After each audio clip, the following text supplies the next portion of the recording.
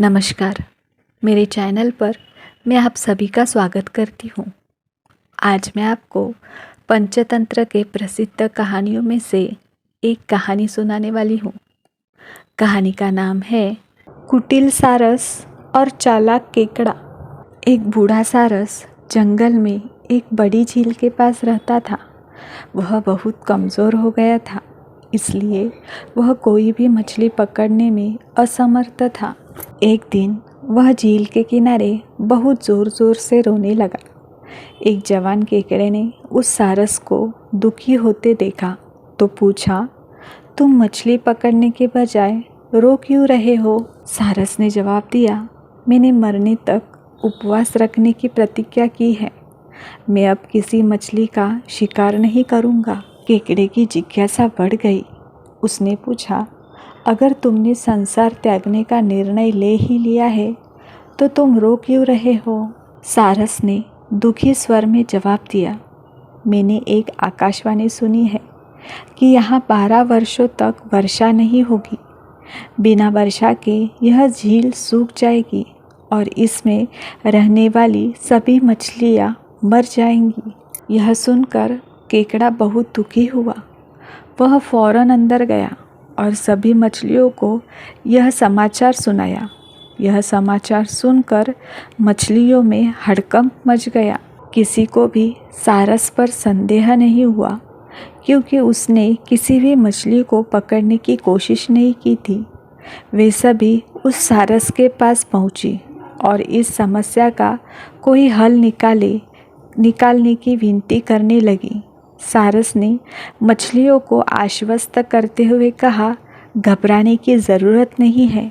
यहाँ से थोड़ी दूर पर एक बहुत बड़ी झील है। यदि 12 वर्ष तक वर्षा न हो तो भी वह झील नहीं सूखेगी। मैं तुम लोगों को एक एक करके वहाँ पहुँचा दूँगा। सारस अपनी कुटिल योजना में सफल हो गया।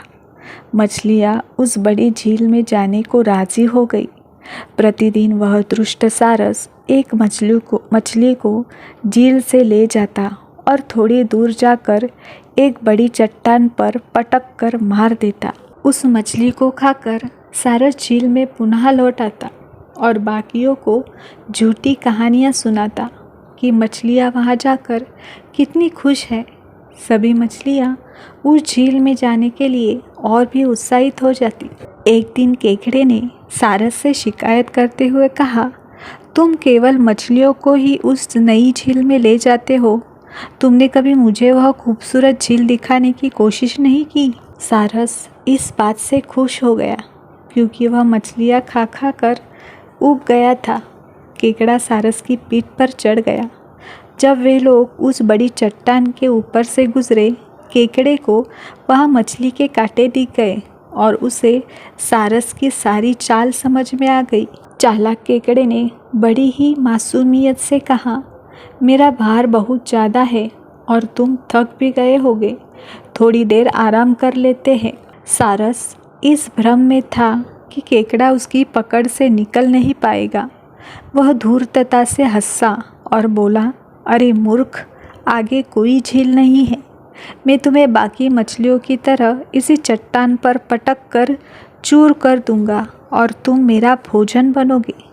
बहादुर और चालाक केकड़े ने लपक कर सारस की गर्दन पकड़ ली और तब तक दबाता रहा जब तक वह मर नहीं गया।